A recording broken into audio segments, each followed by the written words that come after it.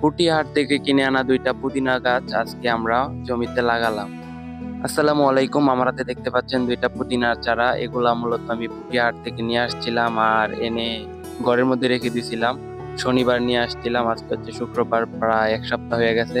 তো আজকে এগুলাকে লাগানোর জন্য নিয়ে আসছি।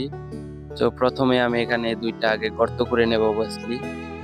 তো যাই হোক, গর্ত করা শেষ, এখন আমরা এই গাছগুলোকে লাগিয়ে দেবো। প্রথমে এই যে পলিটা এটা ছিঁড়ে নেব, ছেড়ে এখানে এখানে মানে সোজাভাবে রোপণ করে দেবো আর কি। তো এত কিছু প্রয়োজন নাই। তো গর্ত একটু বড় হয়ে গেছে, মাটি দিয়ে ভরাট করে এটা লাগিয়ে দেবো আর কি। তো এখানে শিকানোর আসলে কোনো কিছুই নাই, জাস্ট এভাবে একটু ছড়িয়ে দেবো আর কি গাছগুলোকে, যেহেতু এগুলো একটু লতানো গাছ, আর উপর দিয়ে একটু মাটি দিয়ে দিলাম। তো একইভাবে দ্বিতীয়টাও আমরা একটু লাগিয়ে দেবো। তো এইগুলো আসলে লাগানোর মূল কারণ হচ্ছে আমাদের খরগোশ আর পাখিদের জন্য। এই যে জায়গাটা, পুরো জায়গাটাতে আর কি পাখি আর খরগোশদের জন্য, মোটামুটি পশু পাখিদের জন্য আর কি শাকসবজি লাগাবো আর কি। তো দেখতেই পাচ্ছেন এখন পানি দেওয়ার দরকার নেই, মাটি ভিজাই আছে, বৃষ্টি আসবে।